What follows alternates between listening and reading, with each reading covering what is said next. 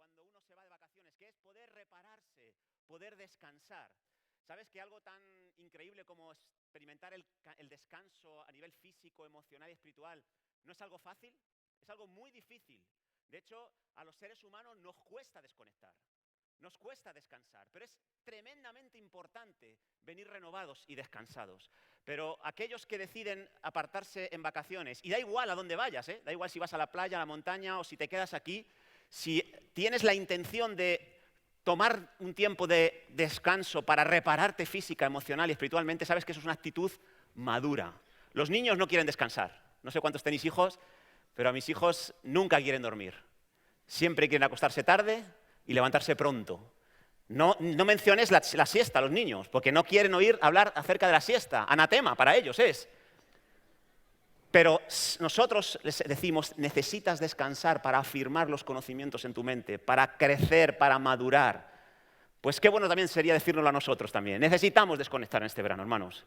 Así que lucha, sé intencional para repararte integralmente, espíritu, alma y cuerpo. ¿Amén? Pues nada, vamos a orar, si os parece, antes de ir a la palabra. Y vamos a seguir con una línea que comencé el domingo pasado relacionada con el libro del profeta Jonás. Pero vamos a orar antes de ir a ello. Padre, gracias una vez más por aquellos hermanos y hermanas que están disfrutando de descanso, de vacaciones en este tiempo, Señor, y gracias por aquellos que también vamos a poder hacerlo en los próximos días, próximas semanas y meses. Ayúdanos, como decíamos, a desconectar y a repararnos, pero también ayúdanos ahora a recibir algo que traiga refrigerio para nuestro alma, refrigerio para nuestro espíritu. Señor, te pido que nos concedas la dicha de escuchar algo que nos permita acercarnos un poco más a ti, Señor. Que nos permitas la dicha de escuchar algo que nos permita conocernos un poco más, que nos permita conocer algo más de tus planes para nuestra vida, Señor. Permítenos, en definitiva, recibir de tu revelación en esta hora. En el nombre de Jesús. Amén. Amén. Muy bien, hermanos. Pues, como digo, la semana pasada comencé una enseñanza acerca del libro del profeta Jonás. Y ahí descubrimos algunas cosas muy interesantes acerca de este gran profeta, de este profeta tan poderoso. Y lo primero que descubrimos es que Jonás tenía unas capacidades extraordinarias como profeta. Vimos que Jonás tenía una capacidad poderosa de escuchar de manera audible la voz del Señor. Vemos en el capítulo 1, versículo 1, que vino palabra de Jehová a este profeta llamado Jonás, hijo de Amitai. Y vino una palabra muy clara, muy concreta: levántate y ve a Nínive, aquella gran ciudad, y pregona contra ella porque ha subido su maldad delante de mí. Luego en el capítulo 3, veremos luego más adelante, que vuelve otra vez Dios a hablar a Jonás de manera clara, de manera audible. Pero luego en el capítulo 4 también volvemos a escuchar esa conversación, observamos de nuevo a Jonás hablando de manera clara con Dios y entrando en un diálogo extraordinario. Así que Jonás era un profeta poderoso porque escuchaba con una facilidad asombrosa la voz de Dios, pero no solo por eso, sino porque también en el capítulo 2 vemos que era un hombre que sabía orar y recibir respuestas a sus oraciones. ¿Sabes que hay varios tipos de creyentes? Hay creyentes que no oran. Hay creyentes que, como los discípulos cuando estaban con Jesús, nunca pedían absolutamente nada a Jesús. Y Jesús les dijo: hasta ahora nada habéis pedido. Luego hay otro tipo de creyentes que oran mucho, piden mucho, pero no reciben nada. Santiago dice: pedís y no recibís, porque pedís mal, para vuestros deleites. Pero hay un tercer tipo de cristiano, y ahí es donde está englobado Jonás, y es el cristiano que ora mucho y recibe respuestas a sus oraciones. Cuando Jonás fue echado en el mar y fue tragado por un gran pez, dice el capítulo 2 que entonces oró Jonás a Jehová su Dios desde el vientre del pez. Qué interesante. No estaba limitado Jonás para orar a Dios, oraba en cualquier lugar. Qué bueno es orar en cualquier lugar, en el coche, en la calle paseando, en tu casa, en tu trabajo. Bueno, pues Jonás oraba en el vientre del pez. Dice: invoqué en mi angustia a Jehová y él me oyó. Desde el seno del Seol clamé y mi voz oístes. Así que Jonás era un profeta poderoso que oraba y recibía respuestas de parte de Dios. Pero también vemos que Jonás era un profeta poderoso, porque cuando ejercía su ministerio, había un impacto en las personas a las que servía increíble. En el capítulo 1 vemos que cuando Jonás va en un barco en dirección a Tarsis, hay unos marineros alrededor que no eran creyentes, que eran paganos, y cuando se encuentran con Jonás, cuando escuchan a Jonás, cuando escuchan el testimonio de Jonás, se terminan entregando al Dios de Jonás. Y empiezan, dice Jonás, capítulo 1, a temer a Jehová en gran manera. Luego vemos en el capítulo 4, más adelante, que lo veremos también hoy, cómo Jonás llega a una ciudad enemiga, a una ciudad cruel, sanguinolienta. Y vemos que Jonás les predica y ellos, todos los habitantes de esa ciudad, se convierten al Señor, creen en Dios. Así que Jonás era un profeta poderoso. Pero también hemos visto la semana pasada que Jonás era un profeta con gran sabiduría de Dios. Jonás era un profeta lleno de sabiduría. ¿Por qué lo vemos? Vimos que Jonás conocía muy bien el carácter del Dios al quien servía. Vemos que Jonás sabía perfectamente cómo iba a reaccionar Dios ante los ninivitas si estos se arrepentían a la predicación de Jonás. Dice el capítulo 4, versículo 2, yo sé en quién he creído, yo sé que tú eres Dios, dice Jonás, clemente, piadoso, tardo en enojarte y de grande misericordia y que te arrepientes del mal.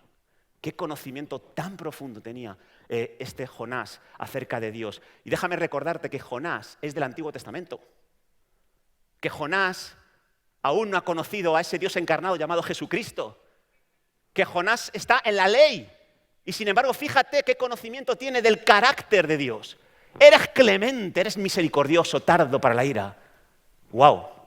Era un hombre muy sabio. Pero además vemos también en el mismo vientre del pez cómo la sabiduría de Jonás le lleva a discernir cuál es el rol que ocupa Dios en su situación dentro de ese vientre del pez. Dice el capítulo 2, versículo 3, me echaste en lo profundo, en medio de los mares. ¡Qué tremendo! ¿Quién le había echado a Jonás en el mar? Los marineros, ¿no? ¿Os acordáis? Los marineros levantaron y le echaron para que se calmase la tempestad. Pero en el vientre del pez, ¿quién dice Jonás que había sido el que le había echado a lo profundo del mar? Dios. Porque él sabía que él estaba allí por causa de su desobediencia. Dice, me rodeó la corriente, todas tus ondas y tus olas, Dios, pasaron sobre mí. Entonces dije, desechado soy delante de tus ojos. Qué sabiduría, qué discernimiento tenía Jonás para ver a Dios en medio de su aflicción, para ver a Dios en medio de su dolor, para entender cuáles eran las causas de la circunstancia que él estaba experimentando. Pero no solo eso, sino que en el mismo vientre también vemos la sabiduría de Jonás, una sabiduría increíble, cómo conocía la palabra de Dios. En el capítulo 2 de Jonás, Jonás empieza a elevar una oración, que en realidad dicen muchos que es un salmo, el salmo de Jonás. Pero ¿sabes? Las frases de ese salmo de Jonás son como copiar y pegar salmos de David, salmos del libro de los salmos del Antiguo Testamento. Así que Jonás, que estaba en el vientre del pez, y allí no había libros, allí no había Biblia, allí no había ningún manuscrito, de pronto empieza a recitar una serie de fragmentos de los salmos para confeccionar su clamor a Dios. Y nos damos cuenta de que Jonás era una Biblia andante. Tenía una Biblia en su interior, tenía una sabiduría de Dios, conocía la voluntad de Dios, pero no solo conocía la voluntad de Dios, revelada en el Antiguo Testamento, sino que también, algo que me sorprende, es cómo conocía las promesas de Dios. Él conocía aquella promesa que Dios le había dado al pueblo de Israel cuando Salomón estaba consagrando el templo. Salomón dijo, inspirado por Dios, cualquiera que se encuentre en una dificultad y ore en dirección al templo, Dios le escuchará y le restaurará. Cualquiera que ore, aunque sea lejos de este lugar de Jerusalén, y ore en dirección al templo con esperanza de ser escuchado, Dios le escuchará. Y entonces Jonás, que estaba en el vientre del pez, lejos de Jerusalén, dice en el versículo 4 del capítulo 2, mas aún veré tu santo templo. Se pone a orar dentro del pez en lo que él entiende que es la dirección en la que suele estar el santo templo del Señor. ¿Os acordáis de Daniel que estaba en Babilonia? Oraba 3 veces al día ¿En dirección a dónde? En dirección a Jerusalén. Porque Daniel era otro hombre que estaba lleno de sabiduría, creía en las promesas de Dios y se aferraba a ellas. Y porque se aferró Jonás a esa promesa, dice, las aguas me rodearon hasta el alma, me rodeó el abismo, descendí a los cimientos de los montes, mas tú sacaste mi vida de la sepultura, oh Jehová, Dios mío. Así que Jonás era un hombre poderoso, un hombre lleno de sabiduría, pero Jonás tenía una debilidad. Y también la vimos la semana pasada. Jonás tenía un compromiso un poco endeble con su Dios, con su ministerio como profeta. Era el punto débil de Jonás. Era una persona que le faltaba cierto compromiso en ciertos momentos. Y lo vemos en el propio capítulo 1, cuando dice que vino la palabra de Jehová para que fuera a Nínive. Dice el versículo 3 que Jonás se levantó después de oír la palabra de Dios, pero se levantó ¿para qué? Para huir de la presencia de Dios. Para huir a Tarsis, un lugar diametralmente opuesto al lugar al que Dios le estaba dirigiendo. Dice que se fue, descendió a Jope, encontró una nave, pagó el pasaje y se fue lejos, lejos, lejos del lugar donde Dios le estaba dirigiendo. ¿Para qué? Dice, para huir de la presencia del Señor. Así que ese es el punto triste, el punto negro, el punto débil de Jonás, que es un profeta poderoso, lleno de sabiduría, pero que en ciertos momentos deja de ocupar el rol que Dios le ha dado. Se levanta para huir de la presencia de Dios. Es un hombre que retrocede en su compromiso con Dios. Y dijimos también la semana pasada que ese retroceso no fue de la noche a la mañana. Fue un proceso, y por revisarlo así rápidamente, un proceso de 5 pasos. Todo comenzó con una deficiencia en su carácter no tratada, una deficiencia consentida en su carácter. Dijimos que Nínive era una nación cruel, Dios quería salvarla, pero Jonás no estaba de acuerdo con Dios en que se salvara Nínive. Jonás aborrecía, odiaba a Nínive y empieza a descender. Y de pronto se mete en un lugar y tiene una sensación aparente de paz, una sensación aparente de éxito, pero sin embargo sabemos que Jonás está alejándose peligrosamente de la voluntad de Dios. Vemos luego que Jonás, en el tercer nivel, tiene una incapacidad ya para escuchar la voz de Dios, ya no puede escuchar la voz de Dios. ¿Por qué? Porque está retrocediendo gradualmente y ahora Dios no le puede hablar directamente, explícitamente. Ahora Dios le habla a través de las circunstancias. Y en el cuarto nivel de retroceso que vimos la semana pasada, Jonás empieza a experimentar una falta de energía espiritual.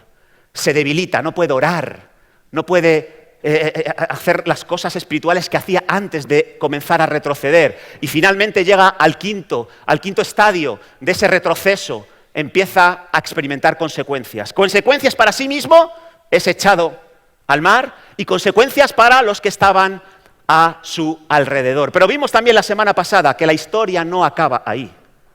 De pronto, cuando Jonás está experimentando las consecuencias de su desobediencia, de su retroceso, aparece un nuevo protagonista, aparece la gracia de Dios.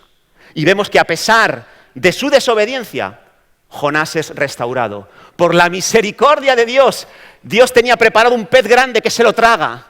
Y en ese vientre, ese gran pez, Jonás dice, pagaré lo que prometí, Señor. Volveré al camino correcto. Sácame de aquí, Señor, y vuelvo a reforzar mi compromiso contigo como profeta. Y dice el capítulo 2, versículo 10, que mandó Jehová al pez echarle fuera y vomitó a Jonás en la tierra. Así que esto es un poco lo que hemos visto acerca de Jonás.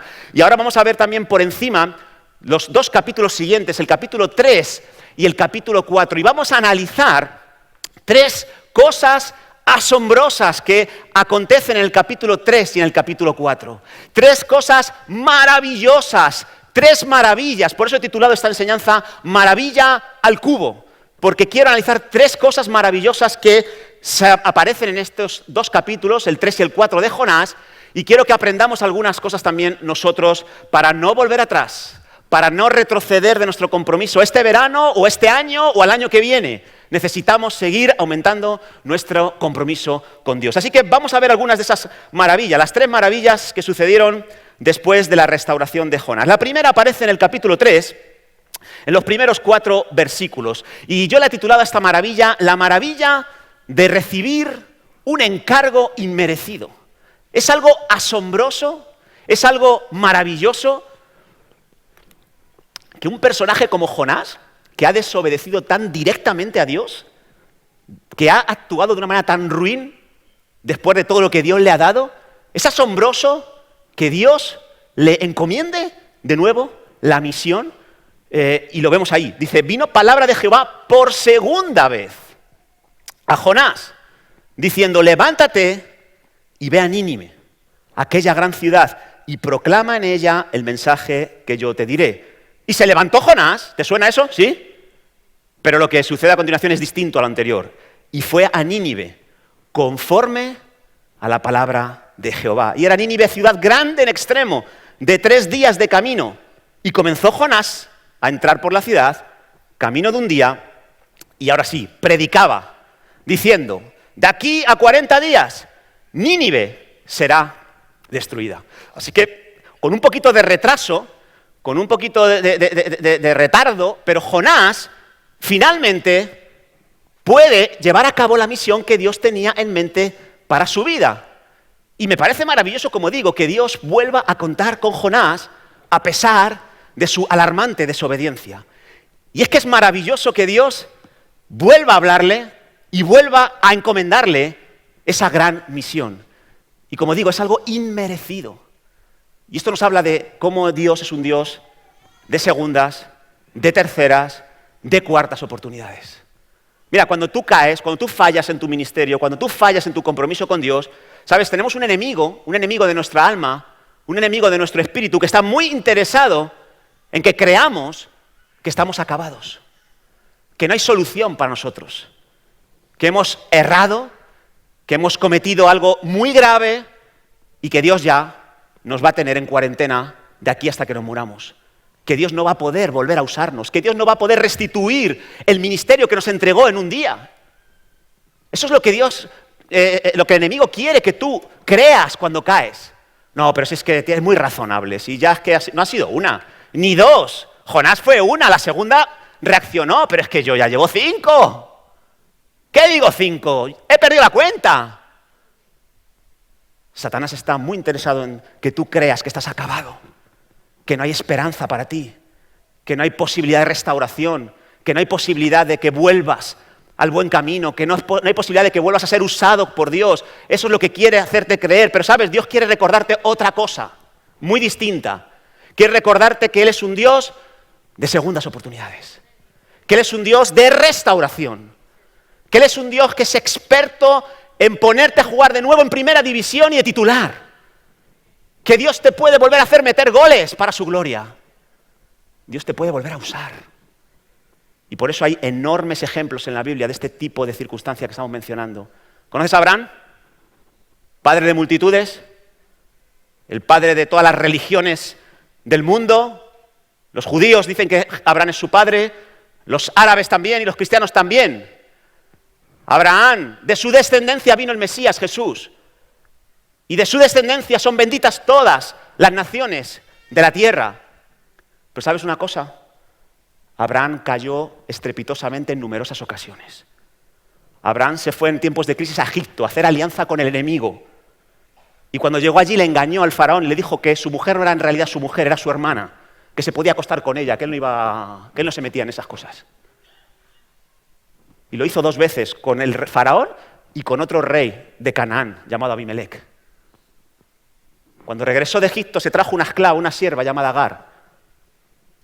Y en Tierra Santa se acostó con ella y tuvo un hijo llamado Ismael. Y podría seguir con la lista de Abraham. Pero Dios le dijo, él es mi amigo. Dios no cambió sus planes con Abraham por los errores tan tremendos que él cometió. Moisés, ¿recuerdas a Moisés? ¿Y a David? Me imagino que sí, ¿no? ¿Sabéis que los 2 mataron a un hombre? De manera injusta. ¿Sabéis lo que merecerían en algunos estados de Norteamérica? Cadena perpetua o pena de muerte por lo que hicieron. ¿Sabes cómo terminaron estos 2? Siendo enormes líderes espirituales para Dios. Hombres usados por Dios de una manera increíble. Si Dios lo hizo con Abraham, si Dios lo hizo con Moisés, si Dios lo hizo con David, si Dios lo hizo con Jonás, Dios también lo hizo con Pedro. ¿Recuerdas a Pedro? En el patio del sumo sacerdote, calentándose allí porque hacía mucho frío. Yo a Jesús le conozco, ¿qué dice? Ni loco. A ese maldito empezó a maldecirle, blasfemó contra Jesús. Léelo. No simplemente dijo no le conozco, es que luego fue aumentando el nivel de ataque verbal contra Jesús. Pero sabes que Pedro, en Hechos capítulo 2, se levantó a predicar y se convirtieron 3.000 personas, y luego en otra ocasión 5.000, y luego le meten preso, le llevan al Sanedrín, al concilio judío. ¿Te acuerdas de Pedro? Estaba calentito en el Sanedrín, pero ¿sabes lo que dijo? No voy a obedeceros a vosotros antes que a Dios. Si me tenéis que matar, matadme, pero yo voy a obedecer antes a Dios que a los hombres. Y fue usado tremendamente para abrir el Evangelio en diferentes lugares. ¿Conoces a Juan Marcos, el sobrino de Bernabé? Tuvo un llamamiento de parte de Dios. Vas a ser un misionero. Y él dijo, gloria a Dios. Comienza su primer viaje misionero. Y ni siquiera en la mitad del viaje. En la tercera parte, en el primer tercio del viaje, desaparece y se va con su mamá a Jerusalén. Y claro, Pablo se enfada con él, entra en cólera y dice, este tío no va a volver conmigo. Y Bernabé, oye, vamos a darle una segunda oportunidad. Y Pablo dice, ni una más. Nos abandonó una vez, a mí no me abandona dos. ¿Sabes quién es ese Juan Marcos?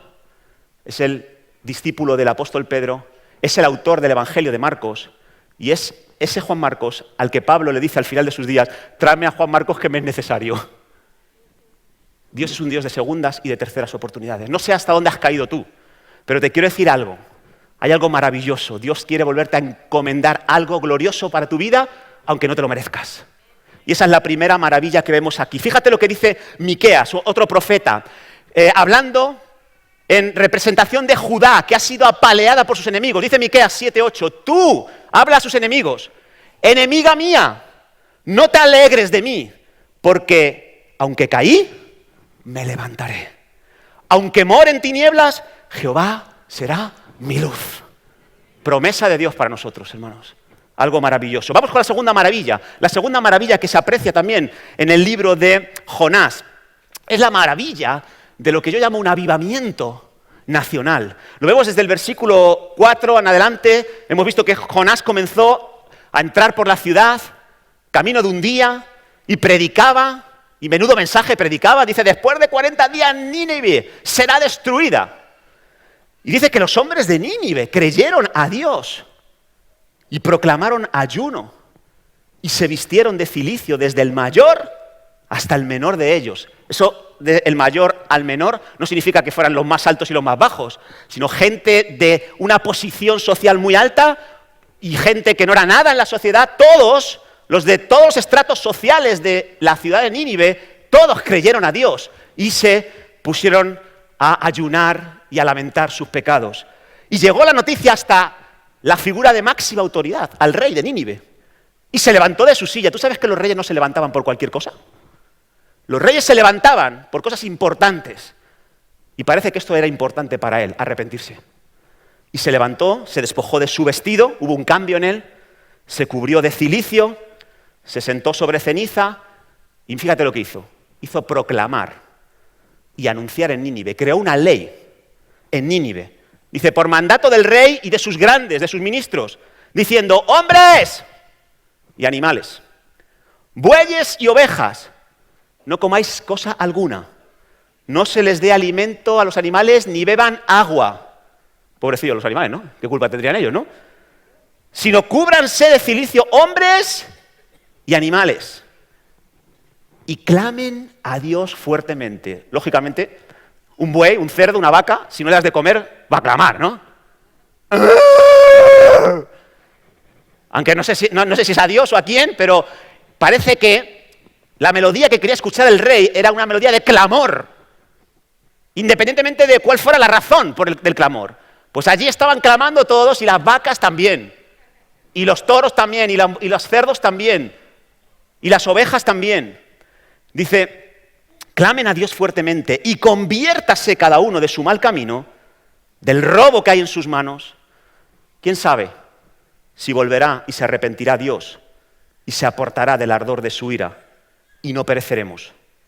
Y vio Dios lo que hicieron, que se convirtieron de su mal camino, y se arrepintió Dios del mal que había dicho que les haría, y no lo hizo. ¡Wow! ¡Qué maravilla! ¿No te parece? Una capital de un gran imperio como era Asiria, una ciudad tan importante, tan grande en aquella época, habitada por más de 120.000 personas. Hoy en día eso no es una gran cantidad de personas para una gran ciudad, pero en aquella época sí. Una ciudad como ella experimenta un avivamiento. ¿Saben lo que es un avivamiento? Un avivamiento es un despertar interior de personas. Es un reanimarse espiritualmente para conectarse con Dios, para buscarle con ahínco, para buscarle con tesón, para tomar en cuenta a Dios. Un despertar glorioso sucedió en esta ciudad tan malvada, como describimos la semana pasada. Una ciudad que había que recorrerla en 3 días caminando. Jonás, en un solo día, llegó allí al centro del pueblo, predica y consigue que todos los hombres, incluidos los reyes, el rey y sus hombres, se conviertan al Señor. La gente creyó al escuchar a Jonás, el rey creyó, empezaron a hacer cambios en su vida, empezaron a confesar sus pecados, y déjame decirte que ese arrepentimiento que tuvieron fue genuino. ¿Sabes que hay arrepentimientos que son falsos arrepentimientos? Hay cambios que no son auténticos, que se producen en las personas, pero Jesús en Mateo 12, 38 al 41 nos dice que el arrepentimiento de los habitantes de Nínive fue auténtico. Fue auténtico. Dice que escucharon a Jonás, escucharon su predicación y se arrepintieron.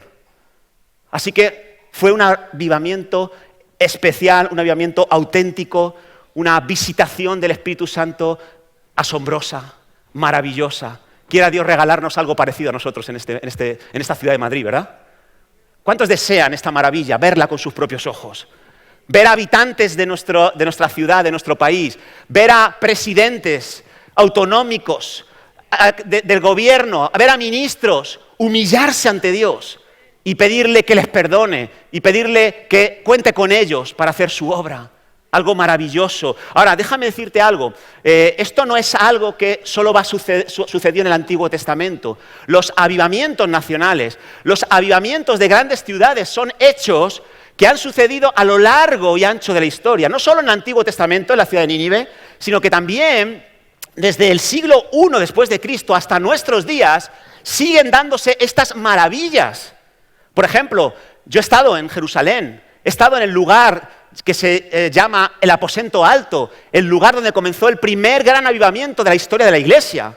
En Jerusalén comenzó el primer gran avivamiento, algo similar a lo de Jonás, pero incluso superior.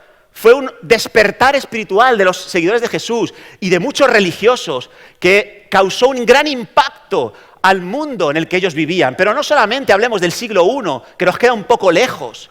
A lo largo y ancho de cada etapa de la historia de la humanidad ha habido momentos de avivamiento. He estado en lugares como Inglaterra, visitando iglesias que experimentaron en finales del siglo XVIII, principios del XIX, grandes avivamientos.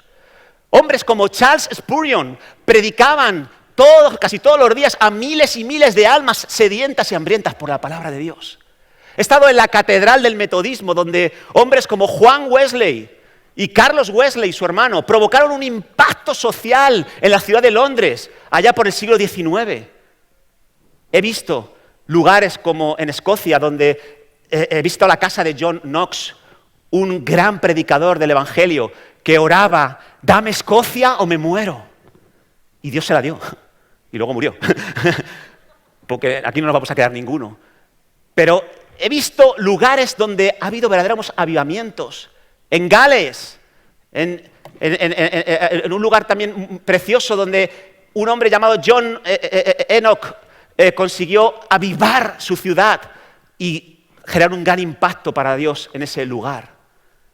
Así que Europa ha sido tocada por esta maravilla del avivamiento, América ha sido tocada por esa maravilla, Asia ha sido tocada, no solamente en Jerusalén, sino en el siglo XX, siglo XXI.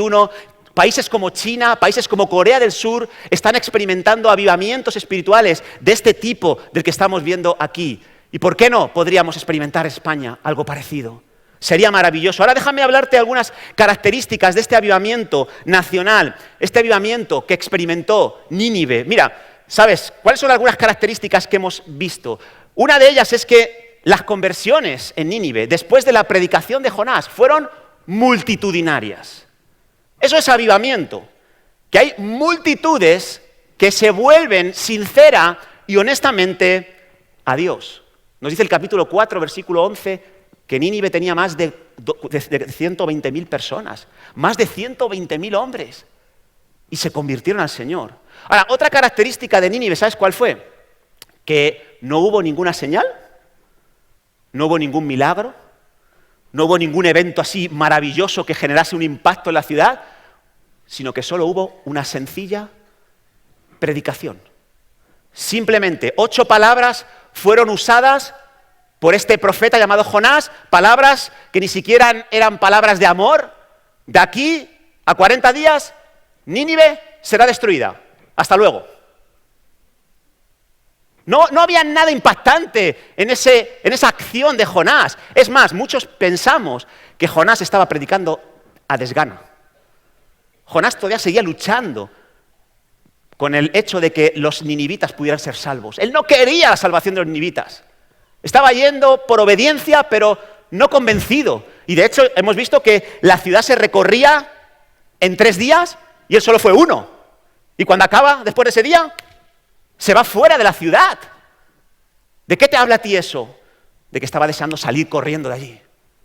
No tenía un verdadero interés, pero aún así, Dios usa a ese predicador ciertamente rebelde, a ese predicador con lagunas en su carácter, a esa predicación tan sencilla, tan escueta, tan breve, con un mensaje tan ofensivo. Dios usa todo eso para provocar un avivamiento. Así que la pregunta es, ¿qué necesita Dios para un avivamiento? Prácticamente nada, ¿no? Prácticamente nada. ¿Necesita Dios un gran evento para un avivamiento? ¿Necesita Dios un gran predicador? Desde luego que no. ¿Necesita Dios muchas palabras para impactar a la gente? ¿Necesita Dios que el instrumento que vaya a predicar sea perfecto? Dios no necesita ninguna de esas cosas para provocar un avivamiento. Eso es algo maravilloso. Ahora, también quiero decir algo que veo también en este avivamiento de Nínive, y son las evidencias de lo que es un verdadero avivamiento. Porque a veces he escuchado a personas decir, ¡hey, estamos en avivamiento! Pero en realidad no es un avivamiento espiritual. Es un subidón emocional. Que no es lo mismo. Entonces necesitamos saber, cuando estamos buscando un avivamiento, cuando estamos definiendo que estamos en avivamiento, para no equivocarnos, ¿qué tendríamos que ver? ¿Cuáles serían las señales de un verdadero avivamiento? Hay varias señales, pero yo quiero mencionar algunas que veo aquí, en el pasaje que estamos leyendo. Veo claramente que una de las grandes señales de que ha llegado un avivamiento a una ciudad, a una iglesia o a una vida, es que la persona se vuelve a Dios. No se vuelve a ningún hombre. ¿Recuerdas que Jonás salió corriendo después de un día de predicación? Cuando la gente creyó al mensaje de Jonás, cuando el rey creyó, ¿a quién se volvieron ellos? ¿A Jonás? ¿Fueron detrás de Jonás corriendo para, ¡hey, ven, que te necesitamos para estar bien con Dios! ¿Sí o no? No. Se humillaron ante Dios.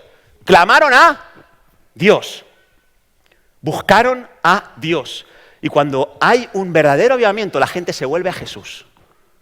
La gente no se vuelve a una personalidad. La gente no se vuelve a una persona carismática. Las personas se vuelven a Dios. La gente no se asocia a una denominación. La gente no se asocia a un grupo, simplemente. La gente se vuelve a Dios. La gente es seducida por el amor de Cristo. La gente es seducida por la obra de Cristo en la cruz. La gente no necesita nada más porque lo tiene todo con Él. Eso es una señal de avivamiento. Pero en segundo lugar, también veo que otra señal de avivamiento es que la gente, cuando recibe ese despertar interior, una de las reacciones inmediatas es que se duelen de sus pecados. Se visten de cilicio. Se ponen a clamar a Dios porque se han dado cuenta de que son ladrones, de que son sanguinarios, de que son crueles, de que son violentos. Y dicen, vamos a orar para cambiar nuestra maldad, a ver si Dios nos puede perdonar. Se vuelven a Dios, reconociendo que su vida está lejos de Él, que su vida es un desastre. Ellos se dieron cuenta de cómo eran ellos en realidad delante de Dios. Eso es un verdadero avivamiento. Gente que se da cuenta de que es pecador, de que está yendo en una dirección incorrecta y se arrepienten y quieren cambiarlo. Por eso los grandes avivamientos, lee las historias de los avivamientos modernos. Te vas a dar cuenta de que una de las cosas que sucedían, ¿sabes qué eran? Era que la gente salía a confesar sus pecados. Confesaba su infidelidad a sus esposos y a sus esposas. Confesaban sus robos. Confesaban su violencia. Confesaban todo lo que hacían mal. Quemaban aquellas cosas que no eran de acuerdo a una fe en Dios. Los avivamientos producían, sobre todo, gran confesión del pecado. Eso es un síntoma de avivamiento. Un grupo de personas que pecan, sí, pero no se gozan en el pecado. Un grupo de personas que pecan, sí, pero no justifican su pecado.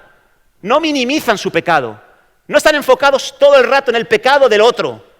Ven su viga en el ojo y no pueden ver otra cosa. Eso es una señal de avivamiento. ¿Sabes otra señal de avivamiento? De avivamiento auténtico. Es que la gente que ha sido despertada en su interior, de pronto empieza a tener un hambre, una sed por las Escrituras. No me creo que tengas avivamiento y no tengas interés en esto. No me digas que estás avivado y estás todo el día saltando, cantando y ¡uh! Si solo es eso, no es avivamiento. Es un subidón de adrenalina emocional. Avivamiento es que te comes esto y que se te olvida hasta comer el pan que te va a alimentar tu cuerpo. Avivamiento es que necesitas conocer la verdad de Dios, porque quieres aplicarla, porque quieres vivir conforme a ella. Avivamiento es que no te vas a conformar a este mundo. Avivamiento es que no vas a obedecer nada que sea contrario a esto. Que no vas a decir sí cuando Dios dice no. Eso es avivamiento. Y claro, estos tres elementos lo que producen es una serie de efectos espirituales, una serie de frutos espirituales. Cuando hay avivamiento, no solo el pastor, no solamente los líderes, desarrollan una sensibilidad al Espíritu. La gente común, la gente que se dedica a sus trabajos y sus oficios, tiene un fluir espiritual en su interior. Son sensibles, fluyen en los dones. Son personas que reciben palabras de Dios. Aunque no tengan ningún ministerio oficial en la iglesia. Las personas que están en avivamiento tienen un incomprensible amor a los demás. Tienen un incomprensible amor a los enemigos. Están deseosos de perdonar. Están buscando en el baúl del pasado cosas por las que deban perdonar. Cosas por las que deban ser perdonados. Son personas que desarrollan un amor también por los perdidos. Son personas que desarrollan una vocación de servicio comprometido, incondicional, incomprensible. Esos son señales de avivamiento. Ahora, ¿cómo iniciamos un movimiento así? ¿No? ¿Te gustaría vivir en un entorno así? A mí como pastor me encantaría. No te imaginas las horas de consejería que reduciría en mi agenda. Te lo aseguro. Muchos discipulados no tendrían lugar en mi agenda. Estaría tan enfocado en buscar a Dios, en dar atención a los que se están convirtiendo aquí como churros cayendo. ¡Bum, bum, bum, bum!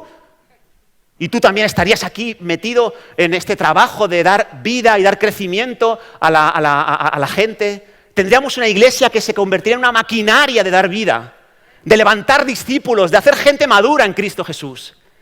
¿No te gustaría vivir en un entorno así? No tendríamos tiempo para los conflictos. No discutiríamos tanto. Estaríamos tan obsesionados y tan fijados en Jesús y en hacer su obra que ni siquiera el daño natural que nos haríamos no provocaría ninguna herida en nuestro corazón. Estaríamos tan apasionados por Cristo, el amor de Cristo nos impulsaría a hacer su obra sin que nadie nos tuviera que empujar a ello. Algo maravilloso. ¿Cómo empezamos algo así?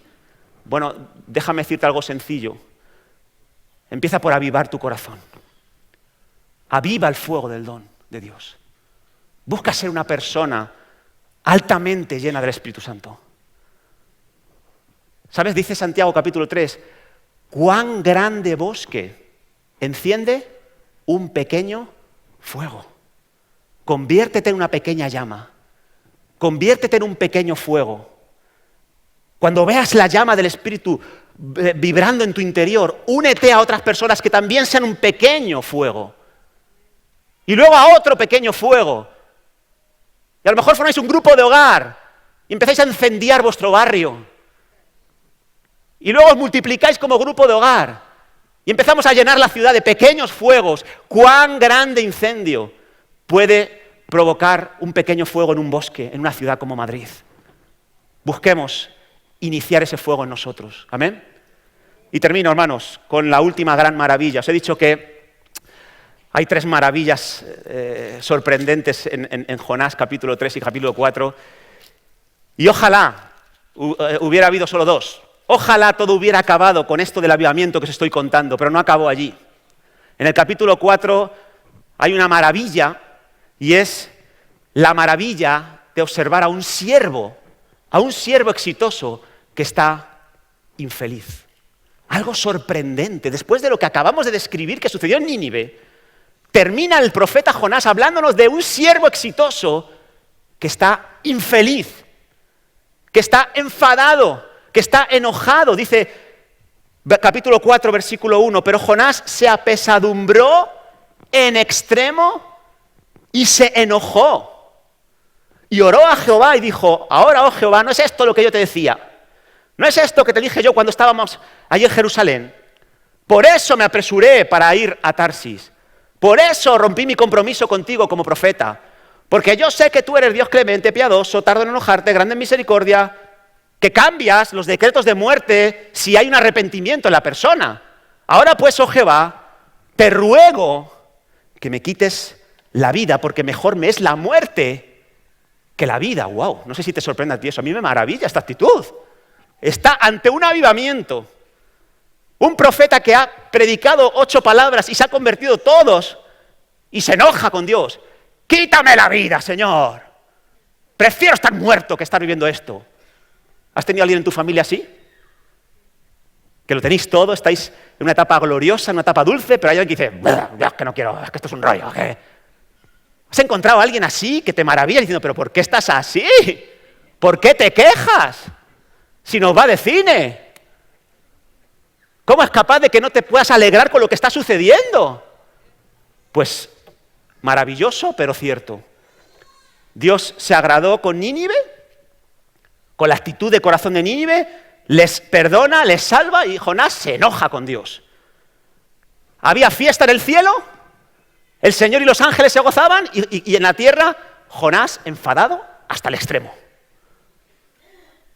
Y claro, le dice en el versículo 4 Jehová, ¿haces tú bien en enojarte tanto? ¿Tiene sentido, Jonás, lo que está sucediendo? Si fuera argentino, Dios diría, pellizcadme que no entiendo, che. ¿Tiene sentido que te enojes así? ¿Estás triste cuando deberías estar contento? ¿Yo estoy contento y tú estás triste? ¿Tiene sentido?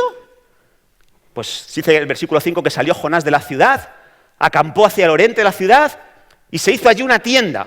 Se va lejos de la ciudad. Oye, Jonás, perdona, que ha habido un avivamiento, que quizás alguien necesita de tu ayuda. Jonás se va lejos y se hace una tienda de campaña lejos, enfrente de la ciudad. ¿Sabes para qué? Para esperar los 40 días de su predicación, a ver si caía el fuego del cielo. Él estaba orando porque cayera fuego del cielo sobre Nínive. Qué majo, Jonás, ¿no? Y se sentó debajo de la sombra que había allí, hasta ver qué acontecería en la ciudad. Por favor, que se mueran todos y que se queden en ceniza. Y preparó Jehová Dios una calabacera, una planta, la cual creció también de manera milagrosa sobre Jonás para que hiciese sombra sobre su cabeza y le librase de su malestar. ¿Y qué hizo Jonás? Se alegró grandemente por la calabacera. Ahora hay un cambio de ánimo en la vida de Jonás.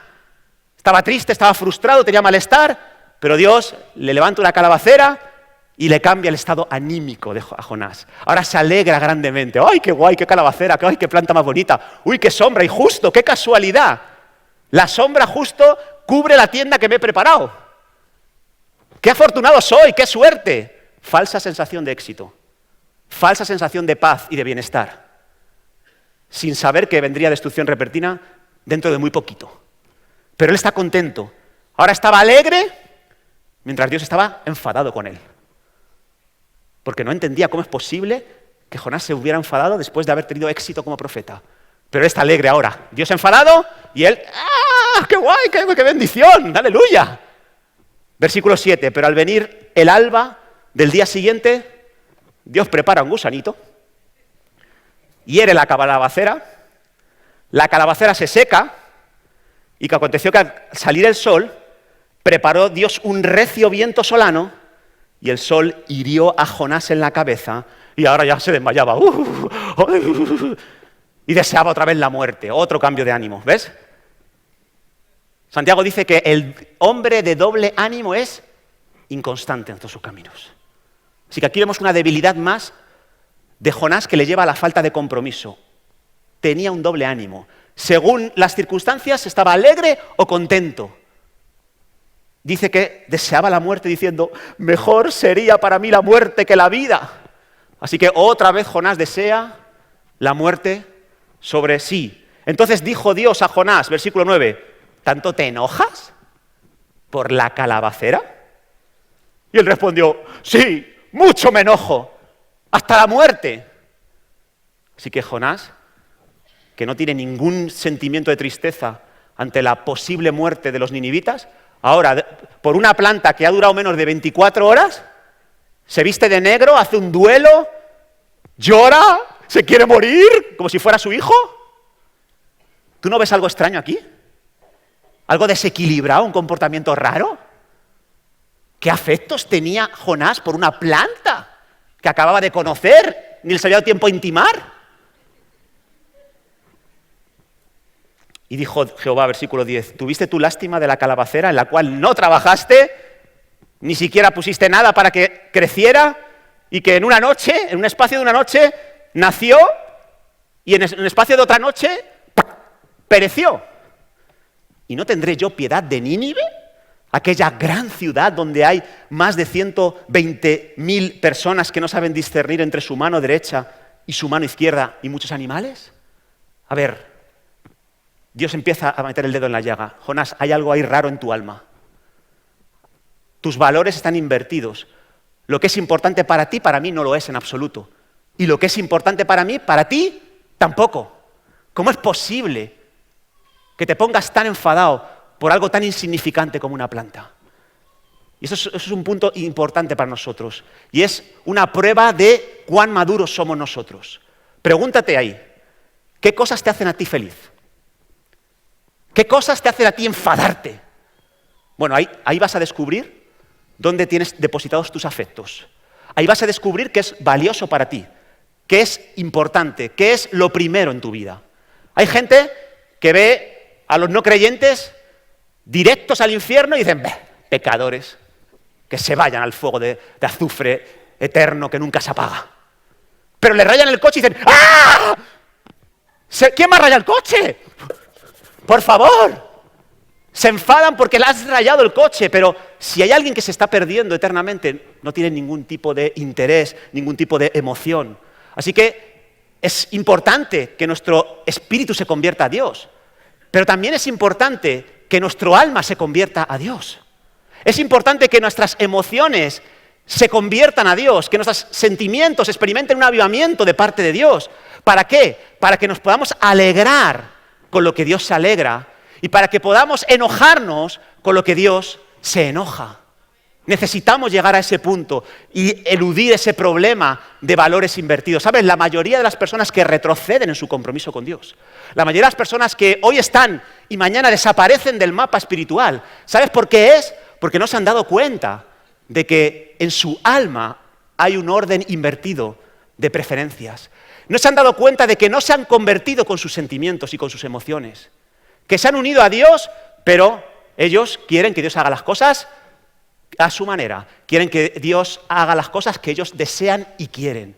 Y no se dan cuenta de que están retrocediendo peligrosamente. Así que Jonás termina la historia como la empezó, retrocediendo de nuevo.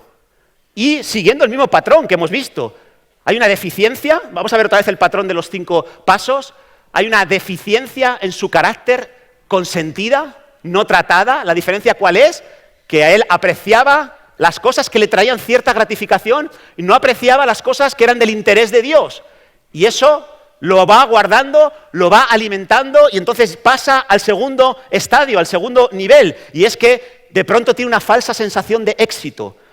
Está bajo la sombra de la calabacera, empieza a beneficiarse de algo de este mundo y cree que Dios está bendiciéndole, cree que Dios está dándole lo que merece por ser tan buen siervo, pero no se da cuenta de que ha perdido la capacidad de escuchar la voz de Dios y Dios ya no le puede hablar tan directamente. Entonces, como le habla a través de un gusano que prepara Dios para que la calabacera se seque, Dios le habla a través de un viento, Dios le habla a través del sol que quema su cabeza, para que se dé cuenta de que tiene que corregir su rumbo, que va a la perdición. Y entonces le empieza a faltar la energía espiritual. El sol le hiere, se desmaya, quiere morir, no tiene tiempo para adorar a Dios, está tan enfocado en su malestar, no tiene energía para clamar por las promesas de Dios. Y viene el último nivel, la experimentación de las consecuencias. Él se quiere morir, él se enoja mucho y por lo tanto llega otra vez al lugar donde no tenía que haber regresado. Así que quiera Dios, hermanos, que en este verano, en este año o al año que viene, que no seamos como Jonás, que no retrocedamos del lugar donde Dios nos ha puesto. Que no entremos por este retrato que hemos definido de 5 pasos. Que podamos acercarnos a Jesús y que podamos aprender también de que podemos ser usados por Dios, podemos tener mucho conocimiento en nuestro interior, pero podemos tener una falta de compromiso preocupante que nos va a llevar a experimentar consecuencias negativas. Convierte tu alma a Jesús. Sincroniza tus afectos con los de Jesús. Enfócate en este verano en qué cosas ama Jesús, por qué cosas se alegra Jesús y conviértelas en tus cosas, las cosas que tú vas a amar, en las que te vas a alegrar y en las que te vas a dedicar. Conviértelo en tus prioridades. No dejes que tu alma invierta el orden de valores, no dejes que tu alma escoja lo que no importa y lo ponga en el primer lugar de tu existencia. Deja que Dios sea lo primero, deja que Jesús sea lo primero en tu vida. ¿Amén? ¿Por qué nos ponemos en pie, hermanos? Y terminamos. Voy a pedir a alguien que me pueda acompañar, quizás con una melodía. Me encanta la canción de Que seas mi universo. Que tú tomes el control de cada cosa que yo pienso y que siento. Me encanta esa canción y me gustaría que la convirtiéramos en una oración en estos instantes finales.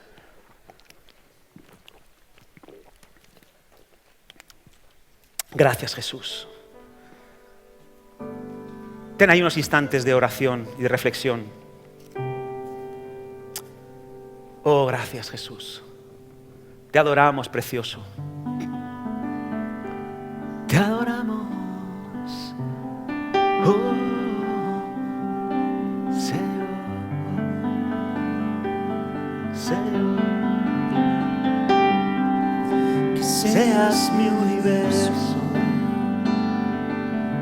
Quiero darte solo un rato de mi tiempo. No quiero separarte un día solamente. Que seas mi universo. Quiero darte mis palabras como gotas. Quiero un diluvio de alabanzas en mi boca. Que seas mi universo, que sea solo lo que siento y lo que pienso, que seas el primer aliento en la mañana.